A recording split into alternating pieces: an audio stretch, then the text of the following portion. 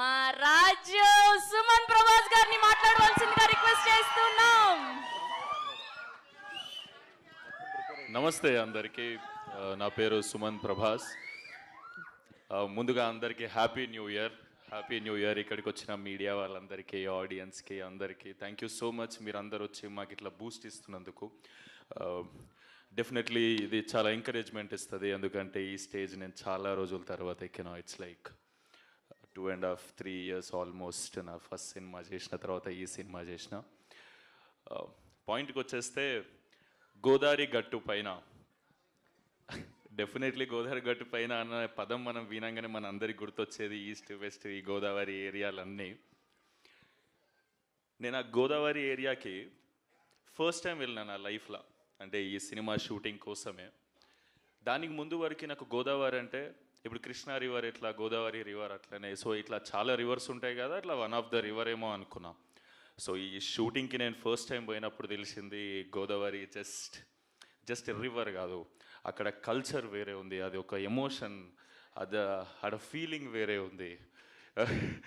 Definitely అన్న. So వాళ్ళు మాట్లాడే విధానాలు కానీ అంటే చాలా స్వీట్ అనిపిస్తుంది. ఇప్పుడు మనుషులు ఇందాక సుదర్శన్ అన్నట్టు ఎంత భోజనం పెడతారంటే, ఎంత మర్యాద చేస్తారంటే, ఏదో సూట్ కేసులో గుక్కినట్టు గుక్కేస్తారు మన కడుపులో.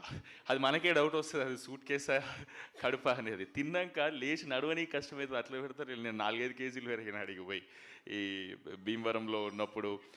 షూట్ చేసింది కూడా యాక్చువల్లీ మన ఈ వేల్పూర్, రేలంగి, అత్తిలి, ఇవన్నీ గోదావరి పారే ఏరియాలు అక్కడ సైడ్ ఏవైతున్నాయో అక్కడనే షూటింగ్ చేసినాం. షూటింగ్ చేసినాక అర్థమవుతుంది, నా ఫ్రెండ్స్తో అంటుండే, మా ఎంత లక్కీరా వీళ్ళు, ఎంత కాదన్నా మనకన్నా కొంచెం లక్కీ ఇక్కడ ఉట్టి పెరిగిన వాళ్ళు. ఎందుకంటే వాళ్ళకు పొద్దున్నే అలారంతో లేవాల్సిన అవసరం లేదు, పొద్దున్నే పందెంకోళ్ళు లేపుతాయి, నాటుకోళ్ళు లేపుతాయి. వాళ్ళని లేచి పొద్దుంతా పనిచేసి సాయంత్రం అలసిపోయి స్ట్రెస్ వస్తే టైంకి మంచిగా గోదావరి గాలి వచ్చి తగులుతుంటుంది వీళ్ళకి. అంటే ఎన్ని మెడిటేషన్ యాప్లు డౌన్లోడ్ చేసుకుంటే మనకు రిలీఫ్ రాదు, ఎన్ని చేసుకున్నా. అక్కడ నువ్వు గోదావరి పక్కన నువ్వు అర్ధగంట అటు ఇటు నడిస్తే, నేను చెప్తున్నా కదా, ఏదో యూట్యూబ్లో గంట సేపు మెడిటేషన్ మ్యూజిక్ పెట్టుకొని అంత రిలీఫ్ దొరుకుతుంది, అంతకన్నా ఎక్కువ దొరుకుతుంది. డెఫినెట్లీ న్యాచురల్ ఏసీలో పుట్టి పెరిగారు వీళ్ళంతా. నేను అనుకునేటోడిని, అరే కేరళ పోతే మస్తు ఉంటుంది, వింటర్ సీజన్లో కేరళ పోతే మస్తు ఉంటుంది అని. కేరళ కన్నా చాలా చాలా బ్యూటిఫుల్ లొకేషన్స్ ఉన్నాయి మన గోదావరి ఏరియాలలో. అండ్ నేను పర్సనల్గా ఎక్స్పీరియన్స్ చేసిన. అంటే నేను దానికి ముందే ఒక 2 months బ్యాక్ కేరళ పోయి వచ్చిన. నాకు ఈడికి వచ్చినాక అరే ఇంత మంచి ఏరియా, ఇంత దగ్గరలో మన తెలుగు స్టేట్స్లో పెట్టుకొని నేను అంత దూరం ఎందుకు పోయినారా అనిపించింది. నా ఫ్రెండ్స్ని అందరిని వేసుకొని పోతే 50,000 ఖర్చు అయింది, వేరే విషయం. అంటే ఈడంటే మనదే కదా, దగ్గర ఉంటుంది, భాష సేమ్ ఉంటుంది. ఇవన్నీ చూసినాక సో ఇదంతా షూటింగ్ ఎంజాయ్ చేస్తున్నా అన్న వాళ్ళతోని. సో ఇలా నేచర్ని ఎంజాయ్ చేస్తున్నా. కానీ ఈ కథ నాకు చెప్పినప్పుడు కూడా ఇవంతా ఎంజాయ్ చేస్తున్నా, నేను వెనకకు పోయి ఒకసారి ఆలోచించుకునేటోని స్టోరీ ఎట్లా ఓకే చేసిన నేను ఇది అని. నాకు చాలా స్టోరీస్ వింటున్నా. నేను ఈ సినిమాకు ముందుకు 80-85 కథలు విన్నా నేనైతే. అంటే ఏం చేయాలనో తెలియదు. అంటే నేను బ్లాక్ బస్టర్ కథలు కూడా ఇచ్చిపెట్టేసిన దాంట్లో, కానీ తెలీదు ఆ మూడ్కి అది తగ్గట్టు నేను పర్సనల్గా ఏం చేయాలని మనకంటూ పర్సనల్ థాట్ ఉంటుంది కదా. ఆ థాట్లో పోతుండే ఈ మనిషి వచ్చి సుభాష్ చంద్ర అనేట ఆయన వచ్చి నాకు ఈ గోదావరి గట్టుపైన అని కథ చెప్పిండు. సూపర్ ఎగ్జైట్ అయినా. అండ్ ఈ మనిషి గురించి నాకు ముందే తెలుసు. 100 షార్ట్ ఫిలిమ్స్ చేసిర్రు, అది మజాక్ కాదు. ఒక మనిషి యూట్యూబ్లో కంటెంట్ అందరికీ చెప్పాలని చెప్పి 100 షార్ట్ ఫిల్మ్స్ చేయడం అనేది అస్సలు మజాక్ కాదు. నేను వీళ్ళ షార్ట్ ఫిల్మ్స్ చూసి మేము కాలేజ్లో ఉన్నప్పుడు మేము ఇన్స్పైర్ అయ్యేటోళ్ళం. నా ఫ్రెండ్ మనీ, దుర్గా వీళ్ళందరూ అన్న వాళ్ళ పొజిటివ్నెస్, ఈ షార్ట్ ఫిల్మ్స్, ప్రయాణం షార్ట్ ఫిల్మ్స్ నాకు చూపెట్టి, అంటే సూపర్ క్వాలిటీ ఉండేటి 10-15 ఏళ్ళ క్రితమే. అవి చూసి ఇట్లా ఇన్స్పైర్ అయ్యి మనం కూడా ఇట్లా చేద్దామరా అని అనుకున్నాం. దాని తర్వాత మేము సంహౌ సినిమాలకు వచ్చినాం, మేము ఫేమస్ అనే సినిమా చేసినాం. కానీ నా నెక్స్ట్ సినిమా నేను ఎవరి దగ్గరనైతే మ్యాక్సిమం ప్రెజెంటేషన్ కానీ ఈ తీసే విధానం కానీ ఇన్స్పైర్ అయ్యి ఉండేనో షార్ట్ ఫిలిమ్స్ ఉన్నప్పుడు, ఆ మనిషి వచ్చిన సెకండ్ సినిమా తీస్తున్నట్టు నేను చాలా హ్యాపీ ఫీల్ అయినా. అండ్ ఆయన వచ్చే ముందే ఆయన వచ్చే ముందే నాకు తెలిసి ఈయన ఎట్లాంటి కథ చెప్తాడు, ఎందుకంటే ఆయన మైండ్ సెట్ అనే షార్ట్ ఫిల్మ్స్ అవన్నీ నాకు ముందే ఐడియా ఉన్నాయి కాబట్టి ఆయనకు నేను తెలియదు డెఫినెట్లీ కదా, అంటే పరిచయం లేదు. మేబీ మ్యూచువల్స్ ఉన్నారా మనకి? మ్యూచువల్స్ ఉన్నారు, వంశీ గారు. వంశీ అని ఉన్నాడు, సారీ. కానీ పర్సనల్గా ఎప్పుడు కలవాలి. సో మనిషి ఎట్లాంటాడో తెలిసి, ఏ కథ చెప్తాడో తెలిసి ఈ కథ చెప్పిండు. చెప్తున్నా కదా, ప్రాపర్ కిటికీలకి వెళ్ళి పల్లెటూరుని చూసినట్టు ఉంటుంది ఈ కథ. అంటే ఈ సినిమాని ఫీల్ అవ్వాలంటే ఎట్లా చెప్పాలి మీకు, మీరు ఈ సినిమా ఇప్పుడు నేనే ఉన్నా, నేనేమో కొట్టే తెచ్చే పెట్టినట్టు ఉంటుంది నేను మాట్లాడేది, నేను పుట్టి పెరిగిందంతా తెలంగాణలో కాబట్టి. ఈ అన్న వచ్చి నాకు గోదావరి స్లాంగ్లో డైలాగ్ చెప్తా, అది మెలోడీ సాంగ్ లేకుంటుంది, నాదేమో ఫోక్ సాంగ్ లేకుంటుంది. అది నాకు మస్తు కష్టమయ్యేది రెండింటి బ్లెండ్ చేసుడు. ఇప్పుడు ఈ అన్న డైలాగ్ చెప్తాడు, ఏంది మన దాంట్లో అయితే మాటలు ఎట్లుంటాయి, ఇటు సైడ్ అయితే ఎమ్రాల్లుడు ఎట్లున్నావు అని అంటే, అరే మంచిగా ఉన్నామమ్మ నువ్వు ఎట్లున్నావే, అది ఇదే డైలాగ్ మన దాంట్లో ఉంది కదా. ఇప్పుడు వీళ్ళందరూ నన్ను బాగా ట్రైన్ చేశారు, ఎందుకంటే మనకు మస్తు కష్టమవుతుంది ఆ స్లాంగ్ మాట్లాడడం.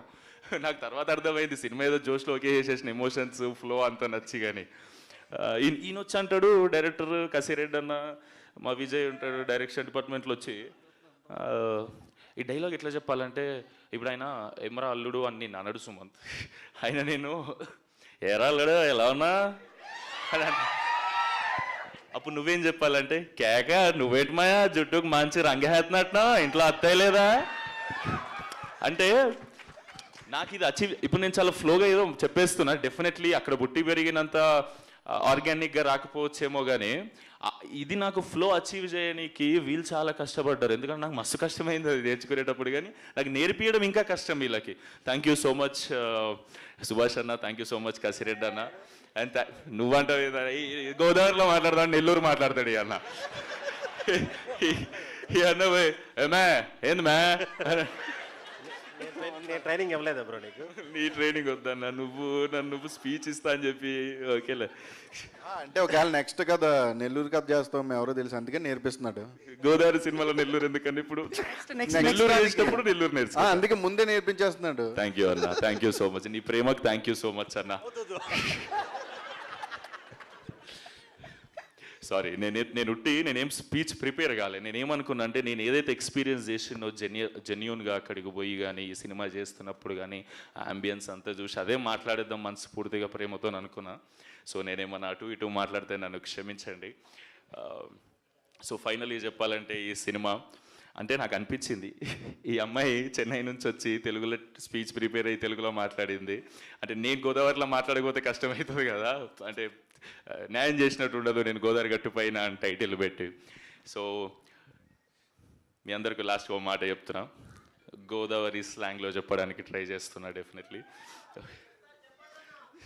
Thank you. చెప్తున్నాను కదండి, మీరు కానీ టికెట్ కొని థియేటర్లో కూర్చుంటే గోల్డెన్ అవర్లో గోదావరి పడవెక్కినట్టు ఉంటుందండి ఈ సినిమా. మీరు చాలా ఎంజాయ్ చేస్తారు, సూపర్గా ఎంజాయ్ చేస్తారు. కానీ ప్రామిసెస్ చెప్తున్నా, సమ్మర్లో పోతే మాత్రం సహారా డెజర్ట్ ఫీలింగ్ ఇచ్చింది ఇది. అంటే నాకు అలవాటు లేదు, ఎప్పుడు పోయినా వింటర్లో పోయినా షూట్లకు, లాస్ట్ షెడ్యూల్ ఒకటి సమ్మర్లో పోయినా అమ్మ వేరే లెక్కుండే. కానీ ఎంజాయ్ చేస్తాం, మనుషుల ప్రేమ మనల్ని అవన్నీ మర్చిపోయేటట్టు చేస్తుంది. And thank you so much, and thank you so much నా ప్రొడ్యూసర్స్కి, అభినవ్ అన్న, రెడ్ పపెట్ ప్రొడక్షన్ హౌస్, చాలా ప్యాషనెట్ ప్రొడ్యూసర్స్. పొలాల రేట్లు పెరిగినాయని ఎందుకు అవుతారన్నా ప్రొడ్యూసర్స్, నువ్వు గమ్మత్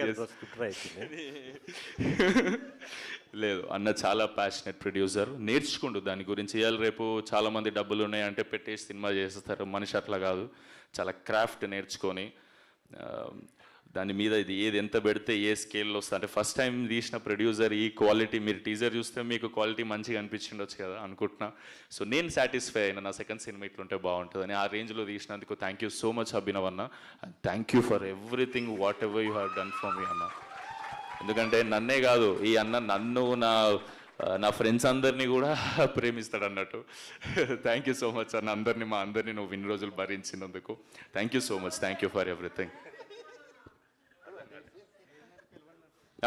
అదే నువ్వు ఏందన్నా, నువ్వు మొహమాటం ఏందన్నా ఇది, నువ్వు కిందికి రా ఒకసారి.